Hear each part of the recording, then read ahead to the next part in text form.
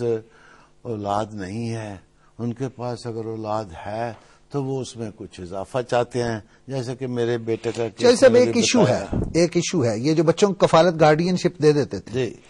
میں نے جو زندگی میں تو رپورٹر سے شروع کیا نا جی، اور میں نے عدالتیں کہتی تھی کہ اچھا اتنے عرصے بعد پیش کرو. اب آپ نے کہا کہ آپ کا بیٹا امریکہ لے گیا یا کینیڈا لے گیا یا باہر سنگاپور لے گیا.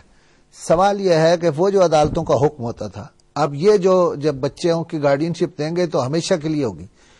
آپ نے کہا کہ جو آپ نے پوتی بنائی ایک بچی، اس کے لیے انہوں نے اتنا عرصہ لگایا اور چیک کر کے بتایا کہ اچھا ٹھیک ہے آپ ایک بچی لے سکتے ہیں. پھر یہ بھی الگ اجازت دی 4-5 مہینے بعد کہ آپ پاکستان سے لے سکتے ہیں. ہمارے ہاں تو ان بچوں پر توجہ نہیں ہے، یعنی ہم بیٹھے ہوئے یہاں ڈسکس کر رہے ہیں کہ ان کو آئی ڈی ملنی چاہیے. تو چوئی صاحب اس کا کیا پروسیس ہو کہ وہ بچے جہاں جائیں وہ بھی تھوڑا مانیٹر ہو سکیں کہ وہ ٹھیک ہیں وہاں. آپ یہ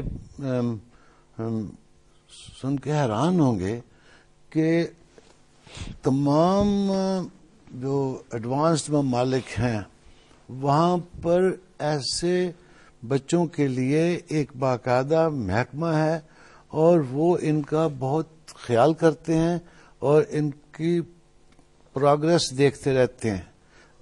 اڈاپٹ کرنے سے پہلے وہ بڑا کچھ دیکھتے ہیں. مثلا وہ یہاں تک دیکھتے ہیں کہ ان کے جو لوگ اڈاپٹ کرنا چاہ رہے ہیں، جو جوڑا، وہ ان میاں بیوی کا کوئی کار کا کہیں چالان تو نہیں ہوا، ان کے بینک کی بیلنس کیسا ہے، ان کے جو بچے اگر کوئی پہلے ہیں تو وہ آ کے باقاعدہ ان کے گھر میں رہتے ہیں 2-3 مہینے اور پتہ کرتے ہیں کہ یہ بچے ریڈی ہیں، تیار ہیں ایک اور بچے کو اپنے خاندان میں داخل کرنے کے لیے. آتا ہے کہ اگر کوئی نوکر ووکر رکھے ہوئے ہوں تو نوکروں کے ساتھ بھی وہ باقاعدہ انٹریکٹ کرتے ہیں کہ آپ کا کیسا خیال ہے.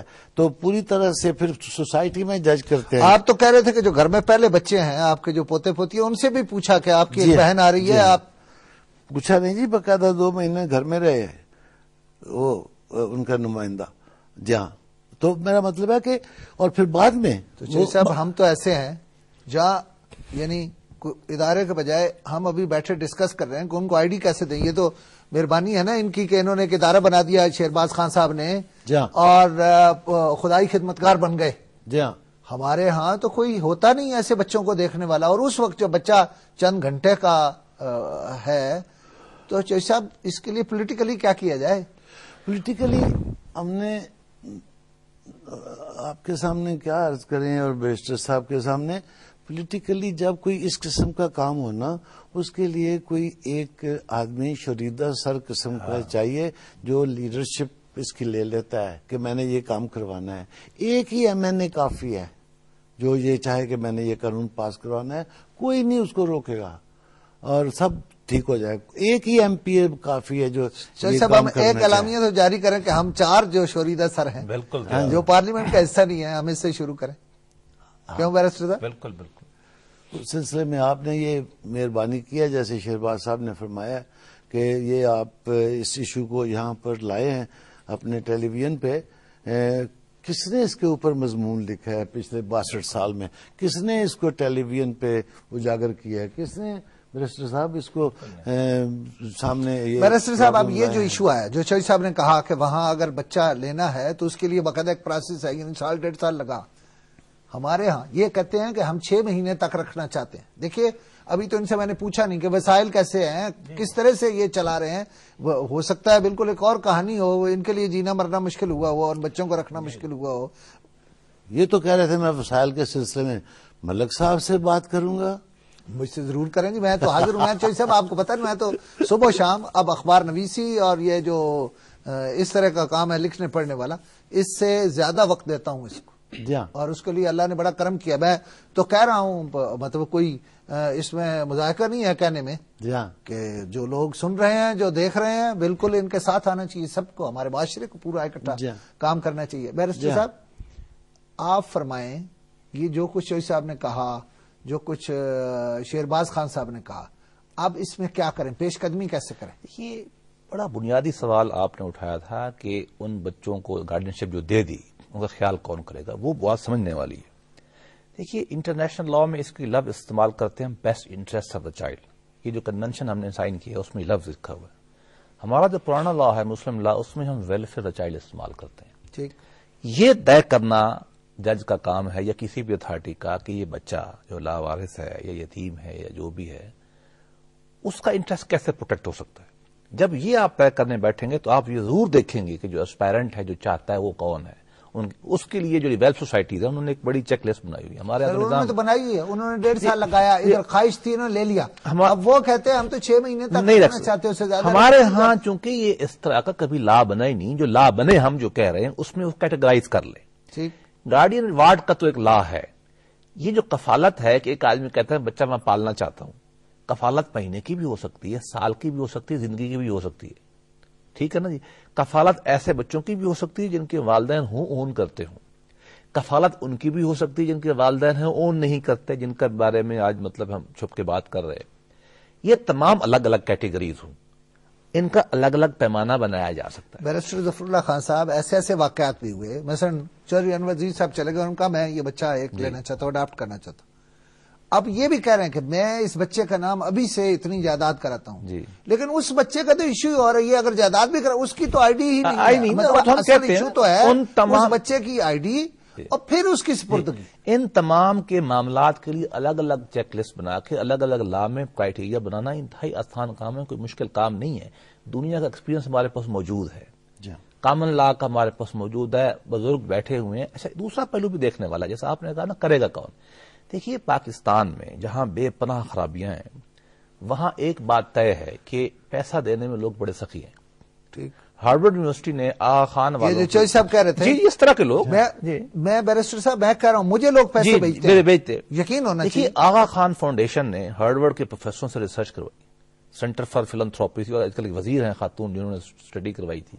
میں نے وہ اسٹڈی پڑھی ہے، یہ 2002 میں آئی تھی. وہ کہتے ہیں کہ 70 بلین روپیہ 70 ارب روپیہ لوگ چیریٹی میں پاکستان دیتے ہیں.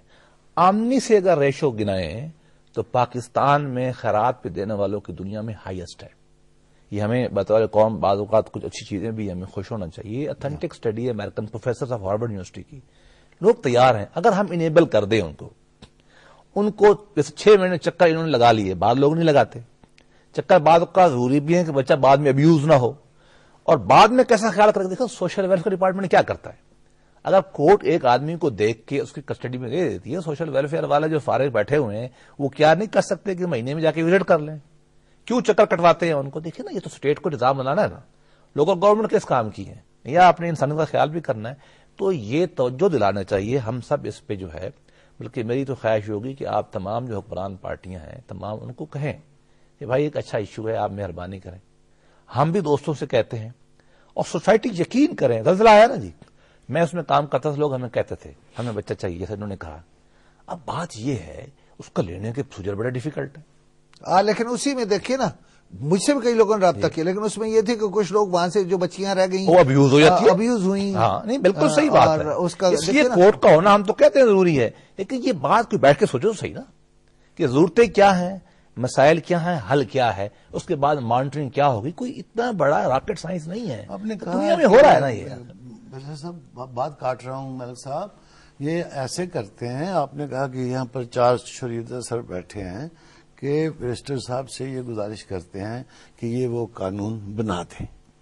جب اس کی ڈرافٹنگ ہو جائے تو پھر آپ کے بھی بہت چاہنے والے ہیں ایم این ایز اور سینیٹرز اور ایم پی ایز، ہم بھی کسی کی محنت کر لیں گے. محنت کرتے ہیں، انہوں نے دعوت دیتے ہیں اسلام آباد میں دعوت دیتے ہیں، تو پرائیویٹ بل کے طور پہ پیش کر دیتے ہیں. دیکھیے اگر آپ اجازت دیں تو میں شیرباز صاحب آپ سے مثلا آپ کو جو بچے ملتے ہیں، آپ کل گفتگو میں جب ہم اس پروگرام سے پہلے بیٹھے تھے تو آپ نے بتایا کہ کچھ بچے ان میں سے اب نارمل ہو جاتے ہیں، یعنی وہ جب ان کو پھینکا جاتا ہے یا کہیں رکھا جاتا ہے تو کوئی ایک آدھ واقعہ سنا دیجئے کہ آپ کو پھر کیا مسائل ہیں، اس لیے کہ وہ بچے تو کوئی اڈاپٹ کرنے کو تیار نہیں. میں شکریہ، میں ضرور وہ بھی سناؤں گا، اور ساتھ ساتھ جو ابھی جو جس موضوع پہ بات ہو رہی تھی جو لیگل وہ چیزیں ہیں، میں اس میں گزارش کرنا چاہ رہا تھا کہ ہمیں بحیثیت ایک آرگنائزیشن کے جتنی آسانی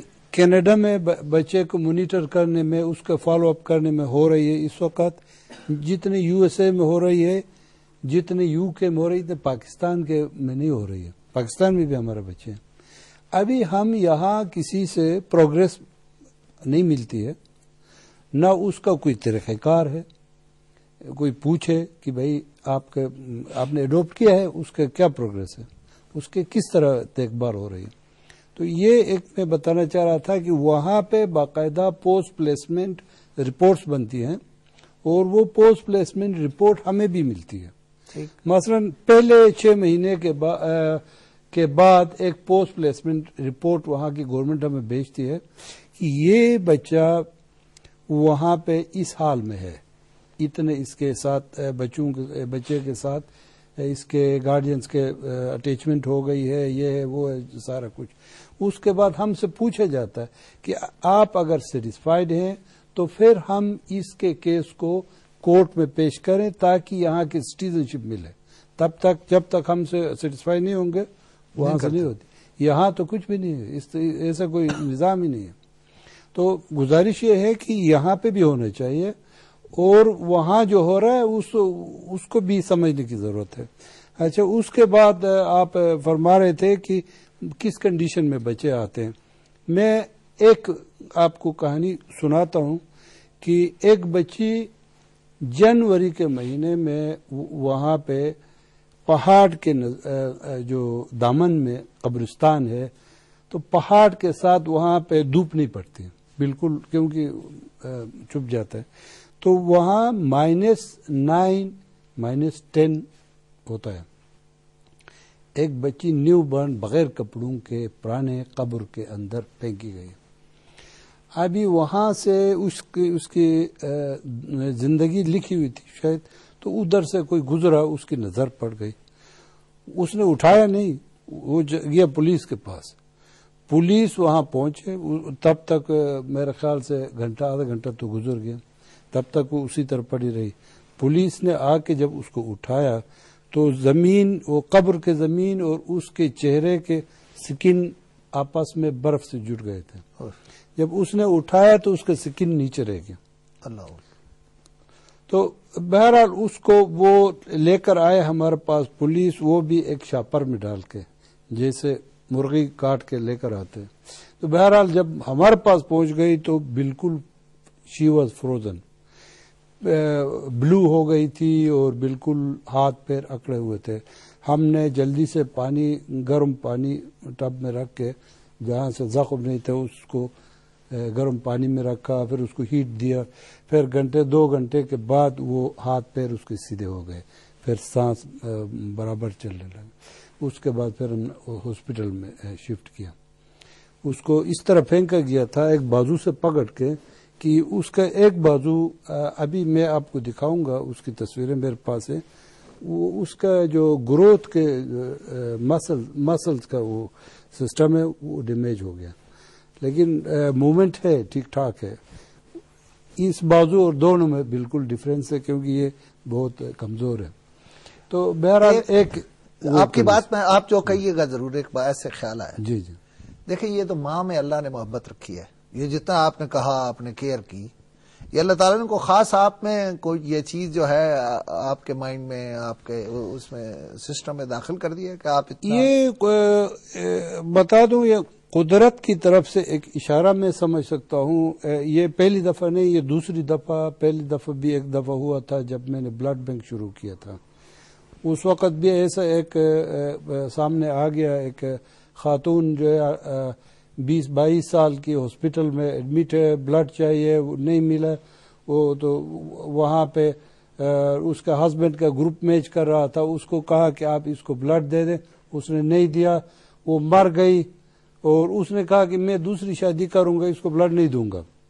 जब वो पता चला तो हमने अपने दोस्तों से मिल के इस पे काम शुरू किया था शुरू में। इसी तरह दूसरी दफा ये इस तरह हो गया कि ये 6-7 साल तो हम हेल्थ पे काम कर रहे थे, ये इस पे बच्चों के लिए काम नहीं कर रहे थे। लेकिन एक दिन एक न्यू बॉर्न बेबी को लाके किसी ने मेरे घर के दरवाजे पे, सड़क में, वो गली में छोड़ के भाग गए। वहां से कोई हमसाये की औरतें गुजरी, उन्होंने देखा, किसी ने उठाया नहीं उसको और मेरे घर वालों को इतला किया। मेरे घर वाले आए, उन्होंने उठाया और मैं ऑफिस में था तो मुझे फोन किया, इस तरह हो गया। बहरहाल उस वक़्त मैंने काफ़ी सोचा कि इस बच्ची को मैं खुद रख लूँ, इसको एडॉप्ट कर लूँ, तो पूरे हमसाये की औरतों को मालूम है अभी जब बड़ी होती जाएगी सब इसको बताएंगे, बच्चे भी बताएंगे, बड़े भी बताएंगे, तो इसके जीना यहाँ मुश्किल हो जाएगा। इसके फ्यूचर मुझे आप फिर उसको आपने ईदी लाया? मैंने ईदी को दे दिया, ईदी वालों को दे दिया। ये काम तो बेसिकली एग्जीक्यूटिव का होता है कि वो माँ बाप की होती है स्टेट की, वो देखिए कौन कौन से मसाइल हैं उनको सामने लाए, ड्राफ्ट बना के लाए। और ये अच्छी तजवीज़ है चौधरी साहब की, मैं इत्तेफाक करता हूँ, हम कोशिश करते हैं कि एक ड्राफ्ट बना के दे दें। ड्राफ्ट दे दिया जी, हम देते हैं और लॉबी करते हैं, फिर कहते हैं भाई हमारी तो इतनी कोशिश थी, आप देख लें, हम बना देते हैं, सब ठीक हो जाए। ये जो बात की थी ना बैरिस्टर साहब ने कि हमारे यहाँ, मतलब मैं आपको बता रहा हूँ कि प्रैक्टिकली मैंने तो जब भी आवाज दी अपनी तहरीरों में, अपनी किसी चीज में, लोग आए हैं और कभी दोबारा आवाज देने की जरूरत नहीं पड़ी। इंशाल्लाह इसमें भी दोबारा आवाज देने की जरूरत नहीं पड़ेगी। और नाजरीन, आपसे मैंने अर्ज किया था कि आज जरा मौजू मुख्तलिफ है, बात मुख्तलिफ है, लेकिन इस मौजू पर आपका फीडबैक इसलिए चाहिए। आप देखेंगे हमारी स्क्रीन पर इंशाल्लाह हमारे फीडबैक के लिए एक जो ईमेल नंबर है हमारा वो भी चलेगा, आप उस पर फीडबैक दें और आप इसमें हमारा साथ दें। अगर आप समझते हैं कि ये करने का काम है जो हम सबको करना है, सिर्फ मुझे नहीं करना, सिर्फ इन 3 हजरात को नहीं करना, हम सब ने करना है, इसलिए कि सारे काम हुकूमत के करने के भी नहीं है। जो इसमें हुकूमत के करने के हैं वो हुकूमत करेगी, जो हमारे करने के हैं हम भी करेंगे। हम सारे काम हुकूमत पर छोड़ देते हैं, मैं समझता हूं ये रवैया ठीक नहीं है। और नाजरीन, हमेशा की तरह आज भी ये कह रहा हूं कि इस प्रोग्राम के हवाले से जो आपने सोचा समझा वही दुरुस्त है, मेरे मुताबिक कुछ नहीं है। इजाजत चाहता हूं।